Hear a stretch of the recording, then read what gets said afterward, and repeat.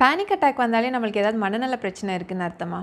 Panic attack ஏன் வருது? அது யாருக்கு வரதுக்கான ரிஸ்க் அதிகம்?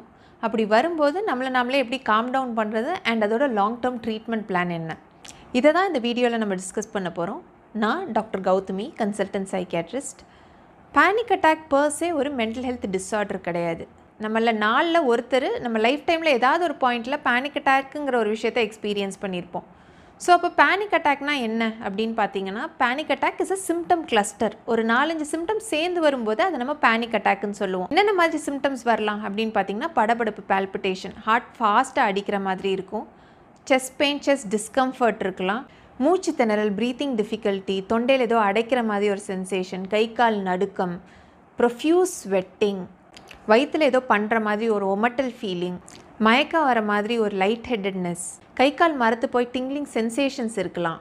சில பேர் டீபர்சனலைசேஷன், டீரியலைசேஷன் சிம்டம்ஸ்லாம் சொல்லுவாங்க. அப்படின்னா என்ன அப்படின்னு பார்த்தீங்கன்னா, அவங்க சுற்றி இருக்கிற என்விரான்மெண்ட்டே ஒரு மாதிரி ரியலாக எனக்கு ஃபீல் ஆகலை, வேறு மாதிரி எனக்கு இருக்குது, என்னையே நானே வெளியேருந்து பார்க்க முடிகிற மாதிரி இருக்குது அப்படிங்கிற மாதிரியான கம்ப்ளைண்ட் சொல்லுவாங்க. இது எல்லாத்தோடையும் அசோசியேட்டடாக ஒரு இன்டென்ஸ் ஃபியர், அவ்வளோதான், இதோட எல்லாமே முடிய போகுது, நம்ம இறக்க போகிறோங்கிற மாதிரியான ஒரு பயங்கரமான பயம் அவங்களுக்கு வரலாம். இந்த சிம்டம்ஸ்லாம் எங்கேருந்து வருதுன்னே தெரியாமல் திடீர்னு ஒரு ஃபியூ செகண்ட்ஸ், மினிட்ஸில் அதோட பீக்கை ஒரு 10 மினிட்ஸில் அட்டைன் பண்ணி விதின் ஹார்ட்லி ஒரு 20 to 30 மினிட்ஸில் டக்குன்னு திரும்ப ஒரு நார்மல் சீக்கு வந்துடும். ஸோ இப்போ நான் சொன்ன சிம்டம்ஸில் ஏதாவது 4 இருந்தாலே அது ஒரு பேனிக் அட்டாக்னு நம்ம சொல்லுவோம். So panic attack as such it is not a mental health condition and panic attack இருந்தாலே அவங்களுக்கு பேனிக் டிஸார்டர்னு அர்த்தம் கிடையாது. Panic attack can be a part of other mental health condition. எக்ஸாம்பிளுக்கு நீங்கள் என்னைக்காவது எம்ஆர்ஐ இல்லை சிடி எடுக்க அந்த மிஷின்குள்ளே நீங்கள் போனோன்னே திடீர்னு ஒரு பதட்டம், படபடப்பு, இல்லை இதுக்குள்ளே நான் இன்னும் இருந்தேன்னா எனக்கு மூச்சு திணறல் வந்துடும், நான் இறந்துருவேன்னு சொல்லி வெளியே வந்திருக்கீங்களா?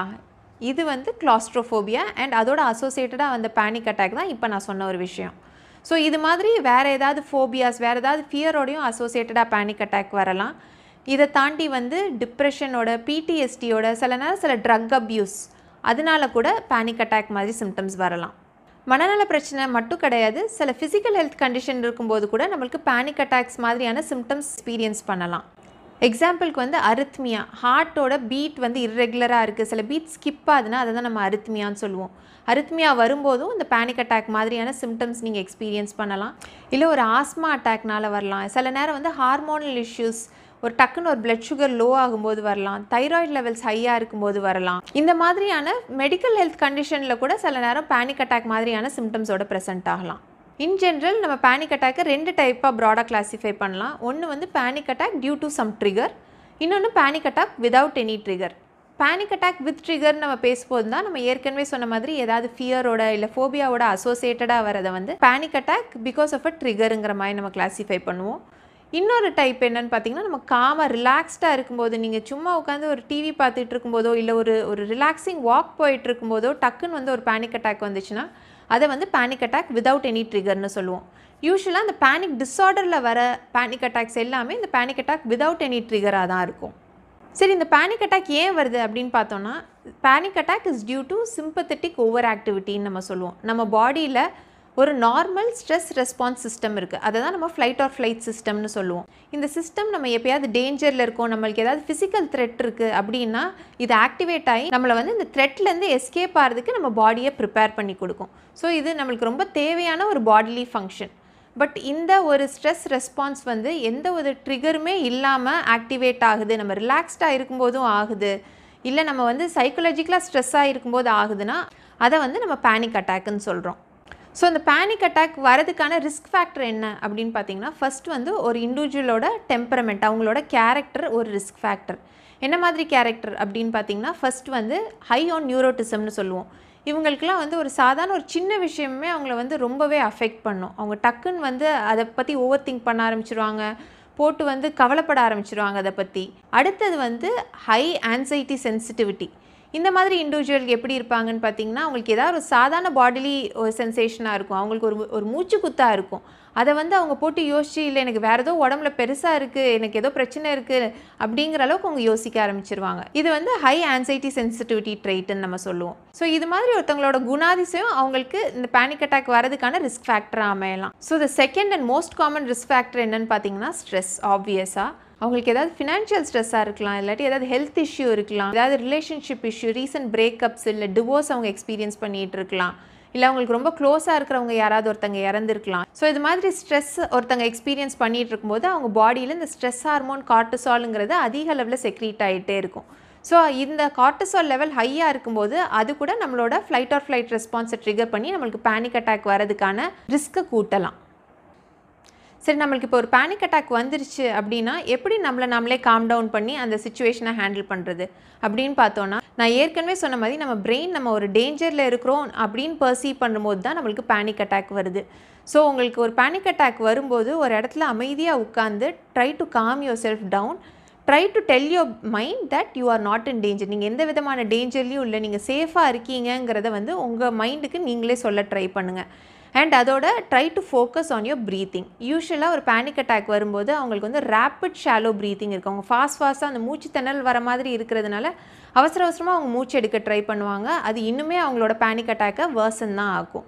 So try to focus on your breathing and try to take long deep breaths. ஸ்லோவாக நீங்கள் மூச்சை எடுத்து விடும்போது அது நம்மளோட பேராசிம்பத்தட்டிக் நர்வஸ் சிஸ்டமை ஆக்டிவேட் பண்ணி அந்த ஸ்ட்ரெஸ் ரெஸ்பான்ஸை குறைக்கிறதுக்கு ஹெல்ப்ஃபுல்லாக இருக்கும்.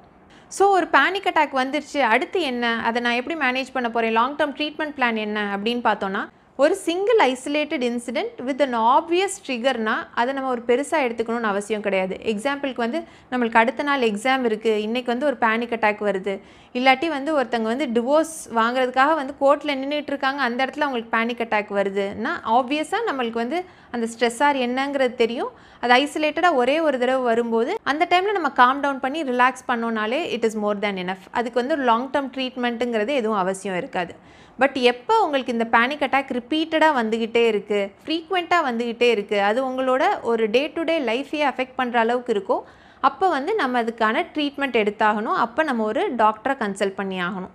ஸோ ஃபஸ்ட் நீங்கள் ஒரு பேனிக் அட்டாக்குன்னு சொல்லி ஒரு ஃபிசிஷியனை மீட் பண்ண போகிறீங்கன்னா அவங்க உங்களுக்கு சில பிளட் டெஸ்ட், இசிஜிஸ் அதெல்லாம் ப்ரிஸ்கிரைப் பண்ணுவாங்க to rule out the physical health condition. நான் ஏற்கனவே சொன்ன மாதிரி சில physical health condition, heart problem இல்லாட்டி ஆஸ்மா இல்லை ஹார்மோனல் இஷ்யூஸ் ஏதாவது இருக்காங்கிறத ஸ்க்ரீன் பண்ணுவாங்க. அப்படி ஸ்க்ரீன் பண்ணி எதுவுமே இல்லை அப்படின்னா at that point you will be referred to a psychiatrist. நீங்கள் சைக்கியாட்ரிஸ்ட்டை போகும்போது சைக்கியாட்ரிஸ்ட் இதுக்கு காஸ் ஏதாவது இருக்கா, வேறு ஏதாவது அண்டர்லைங் மென்டல் ஹெல்த் கண்டிஷன் இருக்கா, வேறு ஏதாவது ஃபோபியாஸ் இருக்கா, இல்லை டிப்ரெஷன், பிடிஎஸ்டி, வேறு ஏதாவது ட்ரக் அப்யூஸ் இருக்காங்கிறதுக்கான ஸ்க்ரீனிங்லாம் அவங்க பண்ணுவாங்க. பண்ணிவிட்டு இதை எப்படி அட்ரஸ் பண்ண போகிறோம், என்ன மாதிரி ட்ரீட்மெண்ட் அப்ரோச் எடுக்க போகிறோங்கிறத அவங்க பார்க்க ஆரம்பிப்பாங்க. ஸோ இதோட ட்ரீட்மெண்ட் பிளான்னு பார்த்தோன்னா medication as well as therapy. மெடிகேஷனுங்கும் போது என்ன மாதிரி மெடிகேஷன் உங்களுக்கு பேனிக் அட்டாக்ல கொடுப்பாங்கன்னு பார்த்தீங்கன்னா, அப்போதைக்கு உங்களை காம் டவுன் பண்ண, பேனிக் அட்டாக் ஏதாவது வந்துச்சுன்னா சிம்டமேட்டிக்காக அந்த சிம்டம்ஸை ரெடியூஸ் பண்ணுறதுக்கு உங்களுக்கு ஆன்சியோலைட்டிக் ஏதாவது அவங்க கொடுப்பாங்க. அண்ட் அதோடு சேர்த்து ஏதாவது ஒரு tablet that will increase your serotonin level. யூஸ்வலாக panic attacks come when there is low serotonin level. So உங்களுக்கு ப்ரிஸ்கிரைப் பண்ணுற மெடிசன் உங்களோட செரட்டோனின் லெவலை இன்க்ரீஸ் பண்ணுறதுக்கு மாதிரியான மெடிகேஷன்ஸ் அவங்க ப்ரிஸ்கிரைப் பண்ணுவாங்க. And they will also recommend some sort of a counseling or therapy. இந்த தெரப்பீஸில் என்ன பண்ணுவாங்க அப்படின்னு பார்த்தீங்கன்னா, அதில் உங்களுக்கு ரிலாக்ஸேஷன் தெரப்பி சொல்லி கொடுப்பாங்க. அந்த ப்ரீத்திங் எக்ஸசைஸ் பண்ணி எப்படி உங்களுக்கு நீங்களே ரிலாக்ஸ் பண்ணுறது, மைண்ட்ஃபுல்னஸ் எக்ஸசைஸ்லாம் அவங்களுக்கு சொல்லி தருவாங்க. அண்ட் சில நேரம் காக்னிட்டிவ் பிஹேவியரல் தெரப்பி உங்களுக்கு தேவைப்படுது அப்படிங்கிற மாதிரியான சுச்சுவேஷன் இருந்ததுன்னா அதுலேயும் அவங்க ஃபோக்கஸ் பண்ண ஆரம்பிப்பாங்க. ஸோ பேனிக் அட்டாக் வருதுன்னு சொல்லி ரொம்ப பயப்பட வேணாம். Because panic attack is very much a treatable condition. அது வந்துருச்சேன்னு சொல்லி இன்னும் பேனிக் ஆகிறதுக்கான அவசியம் எதுவுமே கிடையாது.